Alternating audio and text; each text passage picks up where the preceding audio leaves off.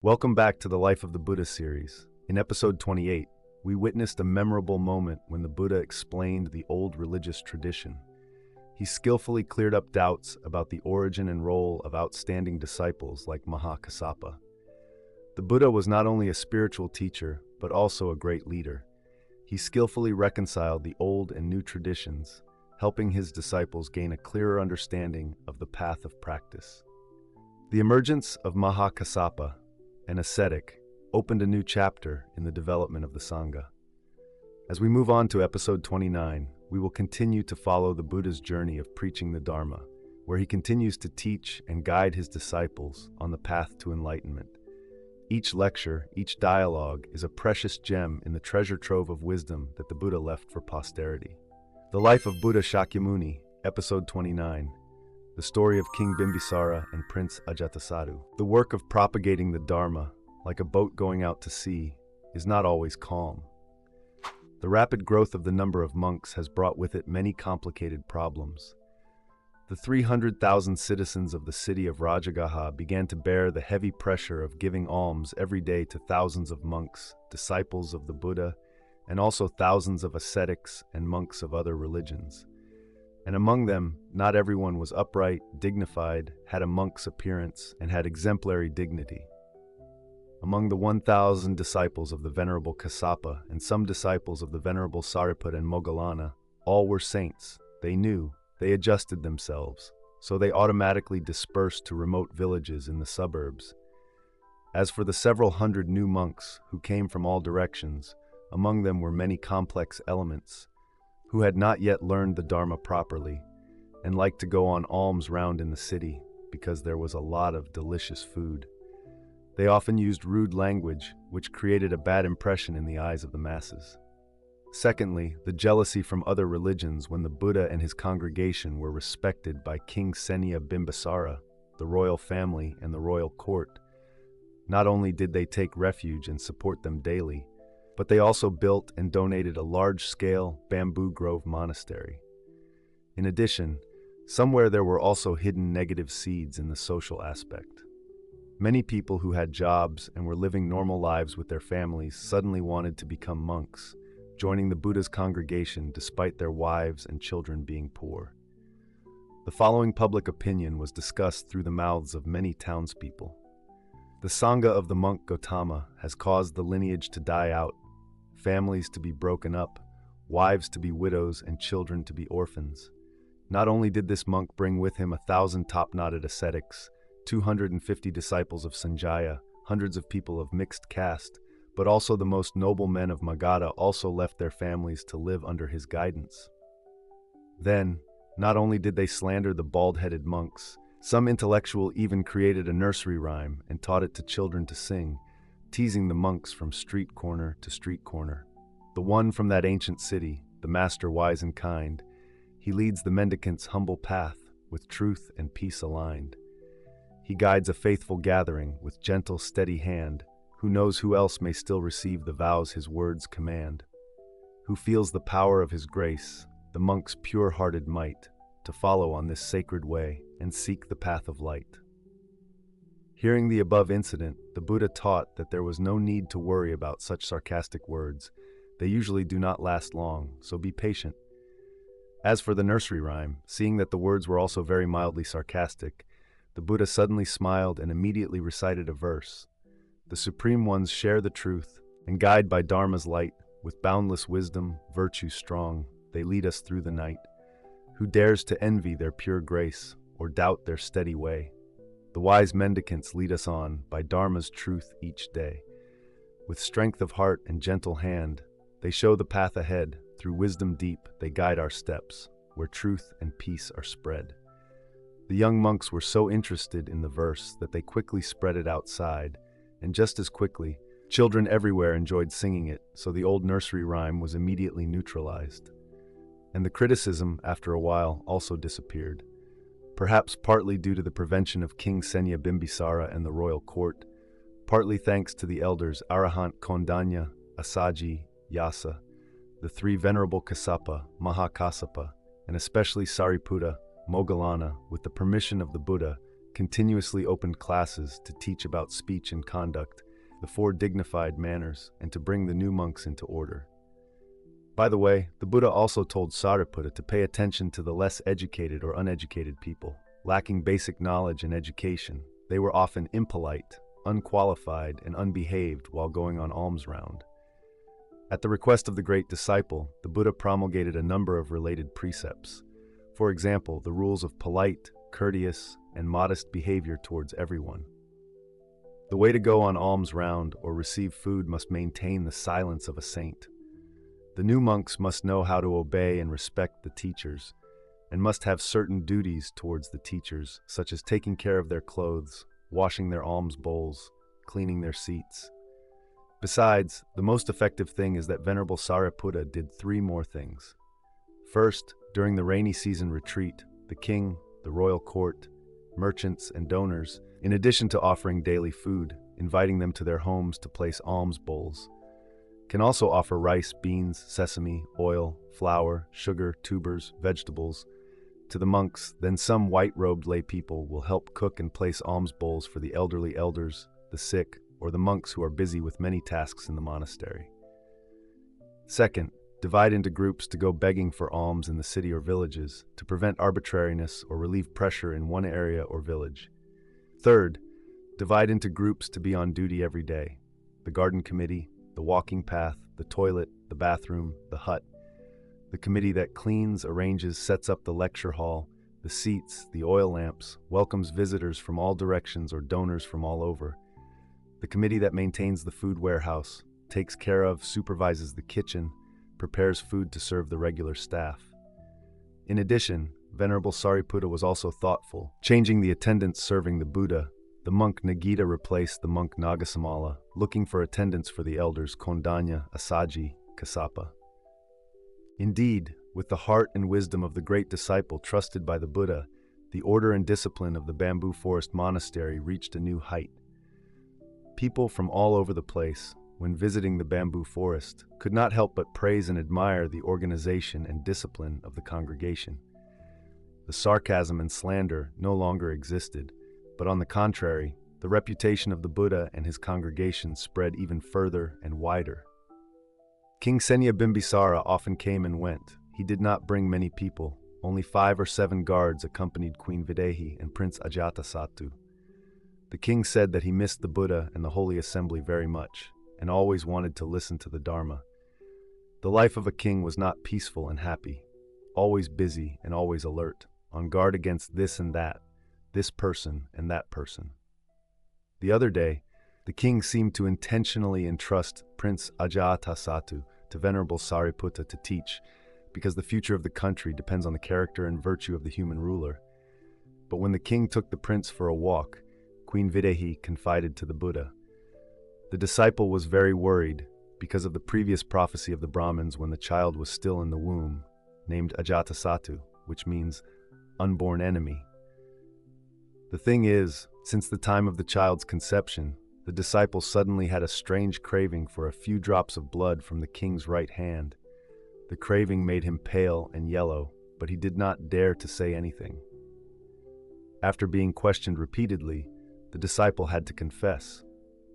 Then the king was happy, took a knife and cut his hand so that the disciple could suck the blood.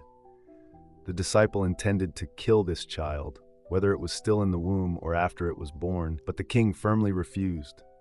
The king loved the child very much, to the point that when the child had a boil on the tip of his finger, it festered and ached all day and night, and he cried all day and night, and no one could comfort him. While busy in the court, the king gently picked up the child, held his sore finger, and gently sucked the festering spot to ease the pain. The child felt less pain and stopped crying, so the king did not dare to pull the child's hand out. He kept holding it and swallowed all the blood and pus. That was the deep, profound fatherly love that is hard to find in this world, but the disciple was still extremely worried about some injustice between father and son from the past. The Buddha knew about karma, and even knew what would happen in the future between the king and his son, but he discreetly and subtly advised, "The law of karma is very difficult to see and understand. Even an arhat cannot see it clearly in its entirety. When the cause is sown, the fruit will come forth, and no one can stop it. Perhaps through a life of practice and creating many good deeds, the past retribution may be lightened, but it cannot be completely eliminated. Your Majesty, please keep your mind at peace and be mindful in your present life. What has passed is past. Do not let any image or event from the past haunt you, creating unnecessary anxiety and worry. Although her obsession was not yet over, Queen Vidahi was relieved. Moreover, looking at the peaceful scene and the simple, peaceful life of the Buddha and the Sangha, her mind also seemed to be calm and cool. As for the noble consort Kema, the lovely and beautiful wife of King Senya Bimbisara, she did not dare to come and listen to the Dharma, because she had heard that the Buddha often criticized women, sometimes even considered women impure. Not only did he not praise the external beauty of women, but he also considered it an obstacle to the practice of monks. This year's retreat, although it was windy and rainy, did not affect the monks' practice or almsgiving much. The huts had roofs and walls. The food storage could support the almsgiving at the monastery. If any problems arose, the two great disciples would automatically resolve them, without bothering the Buddha or the elders. For example, in case of illness, there would be a need for medicine, an infirmary, and a physician in charge. For example, if there were too many beggars waiting around during the time the monks were serving food, what should we do? To chase them away would hurt their compassion, and to take the monk's portion for alms would offend the donor's faith. For these two major, difficult matters, Venerable Sariputta and Venerable Moggallana had to ask the king, the high-ranking ministers, and the wealthy lay saints for help. Afterwards, an infirmary was quickly established, and a poorhouse on the edge of the forest was built. The Venerable also paid attention to finding out the causes of some diseases caused by meditating too much, due to little movement of the hands and feet, so he advised the monks to walk a lot after eating, to be diligent in labor, such as carrying water, sweeping, cleaning this place and that place. For the elderly, the Venerable instructed the Hatha Yoga postures to regulate the body, regulate the blood circulation. In short, every place must be kept in mind. On the first and last days of the month, on the days of the 8 precepts, 2 rows of white-robed laymen fill the lecture hall, and lights and flowers also fill the lecture hall. So is there enough clean toilet space for them? Who will clean up the wilted flowers, withered flowers, wrapping leaves, ropes and trash, and where will they be dumped? The sitting cushions must be replaced with many large, sturdy, rough cloth mats. When the sun comes up, they must be spread out to dry to avoid mold. Each mountain of work, each pile of problems requires extraordinary thinking, calculation, planning, arrangement, and organization. Otherwise, it will become a battlefield, a garbage dump. The daily schedule of the monks was widely announced and was strictly implemented step by step. After the morning meditation session, everyone had to do manual labor, clean up, and sweep around their huts. The senior monks were responsible for dividing the group and taking the alms round to different places. At noon, they had to eat at the dining hall, except for those who followed the ascetic practice, following the example of Venerable Ma Kassapa, who often chose forests and cemeteries for convenient practice and contemplation. In the morning, the Buddha's schedule was often flexible. Alms round was free, invited by someone, or he preached to lay people at home. In the afternoon, sometimes the Buddha gave instructions to many classes who came to ask about the Dharma. Sometimes he taught the monks. Venerable Sariputta and Moggallana were sometimes assigned by the Buddha to preach in his place. The same was true in the evening. Sometimes it was reserved for monks from far away. Late at night, it was for the gods. Later at night, it was for Brahma. The Buddha only rested on his back in the middle of the 3rd watch. In the middle of the morning watch, he got up to contemplate the causes and conditions of living beings. The 2 great disciples knew the Buddha's time, so they divided the work accordingly. At this point, the prestige of the 2 great disciples was second only to the Buddha's. The other day, a group of people came from Kapilavatthu. They were a high-ranking official and dozens of Sakya warriors. King Suddhodana, after 7 years of separation from his son, missed him terribly but had not heard from him anywhere. Recently, the merchant delegations, going up and down the trade route, later the Silk Road, stopped at Kapilavatthu to rest and exchange goods. They were talking about the Buddha's reputation. The heroic Sakya lineage of this country has given birth to a Samyak Sambuddha. He has conquered the human world, the demon world, and the heavenly world. He has been praised and honored by gods and humans with many honorific names such as Great Arahant, Samyak Sambuddha, Perfect in knowledge and conduct, Well gone, Knower of the world, Unsurpassed tamer of men, Teacher of gods and men, Buddha, World-honored one. Then, after converting 5 ascetics in the deer park, Isipatana, he followed the Gaya mountain range to Magadha, converting thousands of ascetics with their hair in a bun. At that time, the famous King Senya Bimbisara, along with all his officials and courtiers, came to take refuge in that venerable master, offering the entire bamboo grove and thousands of construction projects. The glorious Buddha always surrounded himself with thousands of yellow-robed monks, tens of thousands of royals, nobles, millionaires, and disciples of both groups from all different social classes. King Suddhodana's old heart suddenly beat faster when he heard the news. Queen Gautami looked at the distant sky with excitement, imagining that her excellent son from the past had now become a teacher of the world.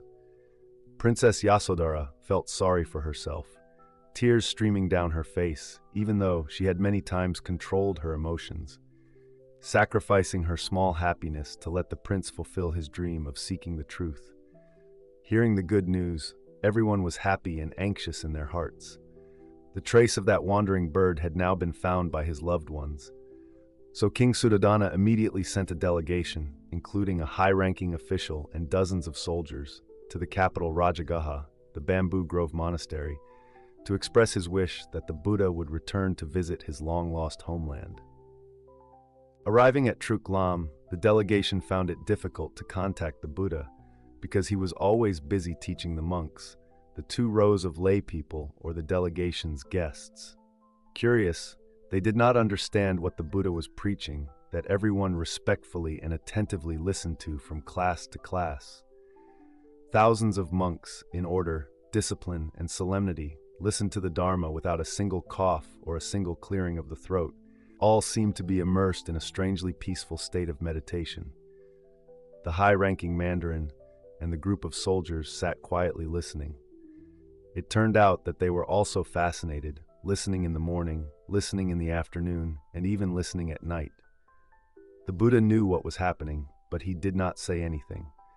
When the entire delegation asked to become monks, the Buddha knew that they had attained arhatship, and the elders themselves performed the ordination ceremony for them with him as witness. Then what happened? Then for several months like that, 9 delegations like that, all attained arahantship. They no longer wanted to return to Kapilavatthu. Actually, it was not that they had forgotten their responsibility. After attaining arahantship, contemplating the causes and conditions, seeing that it was not the right time, they knew that when the conditions were complete, the Buddha himself would return to his homeland without anyone having to ask him anything. But King Suddhodana was very anxious. All 9 delegations that went out disappeared like needles sinking in the ocean. Not yet discouraged, and also as a final decision, the king appointed a high-ranking minister, an old friend of the prince's childhood and youth, Kadodai, to lead the delegation, to carry out the mission. Having been trusted, Kadodai was very happy, but even happier was the hope of meeting his old friend again, so much so that he could not sleep. He had now experienced the official life and was quite tired because of the burden of the country as well as the burden of his family. His hair had a few silver strands. He wondered how the prince, the Buddha, was now, whose reputation was more resounding than that of a god. And Kadodai was also confident. His intelligence, personality, and willpower would certainly have great achievements. Before leaving, he visited Lady Gautami and Princess Yasodhara. Everyone expressed their hopes and best wishes. The rainy season had long passed by when he arrived at Truklam, but the great lecture hall was still holding Dharma talks. The atmosphere was still bustling with Buddhist and monk activities. Kadodai was a subtle person. He had not met the Buddha yet. He looked, he observed, he ignored the rumors, he only confirmed something with his eyes and ears. And indeed, he had entered a kingdom of peace, a kingdom that could not exist on earth. The life of monks everywhere seemed to have self-awareness and radiated a stability and inner peace. The person sweeping the floor was also peaceful and serene. The person walking was also leisurely and at ease. And there was absolutely no noise where thousands of people were living. Where were the laws? Where were the legal systems? Where was the discipline? Nowhere to be seen. From the lecture hall, the dining hall, the toilets, the guest house, the park, the garden, there was no commander or operator to be seen, but everywhere, everything was neat and polite. As a court official, he knew that it was not easy to educate the hearts of the world. But here, it seemed like the intellectual elite gathered together like a society of philosophers, truly upper-class people. Upon hearing the Dharma, Kadudai and his delegation all attained arahantship and were ordained as bhikkhus by the elders with the Buddha's approval and admitted into the Sangha. Finding the Buddha in the monk's appearance, Kadudai knelt down and paid homage with a smile of satisfaction. He did not know what to say, and what the story was, the Buddha did not know. However, playing the role of an ordinary messenger, he told stories from his hometown since the prince's departure. That his father, although old and weak, was still healthy. That Lady Gautami was in very good health. That Princess Yasodhara, although missing him, still maintained her dignity and controlled all her emotions. Nanda had grown up, was a charming young man, fond of dressing up, fond of playing, and was engaged to a beautiful young lady. Sundari Nanda was a modest young lady, not willing to pay attention to any prince or prince. Rahula was 7 years old, not very well behaved, not very studious, a gem, the darling of everyone. Ananda and Anuruddha were now mature and exemplary, but refused to accept any position, even if they were kings. They did not care. They always said that they would wait for the whereabouts of their superior brother. Among the old friends, Mahanam was clearly the most mature, the most important assistant to the king, advising and deciding on important matters of the court. If he were to succeed to the throne, no one would be more worthy than Mahanam. As for Kimbila, Badia, Bagu, Udai, the governors, the army generals, the ministers in charge of the court were all worthy characters. After hearing everything, Buddha said, "The Tathagata also has plans to visit his homeland, to visit all his relatives when the conditions are right. Perhaps early spring, Kadudai. Stay here for a while when the Dharma has been seen, and it is still necessary to arrange a suitable holy life." Kadudai bowed his head in submission. Oh, how great this man is now. What is there to discuss in this world? A life of peace and happiness, a carefree, transcendent smile, a path of holy conduct that is attracting countless beings to seek the vast path. A breath, a look has become free and absolute. Suddenly, dear ladies and smiled like a lotus flower. You have just listened to the video about the life of Buddha Shakyamuni, adapted from the work A Life, a Sun and Moon by Master Geoy Duck. This video series will be broadcast at 7 p.m. every Monday, Wednesday, and Friday on the YouTube channel Buddhist Story. We sincerely thank you for watching. To not miss the next episodes, remember to subscribe to the channel and turn on notifications. If you find the content useful, please share this video with your relatives and friends. All your comments are very valuable to us. Please leave comments below the video so we can discuss and share together. Thank you, and see you again in the next episodes of the video series, The Life of Buddha Shakyamuni.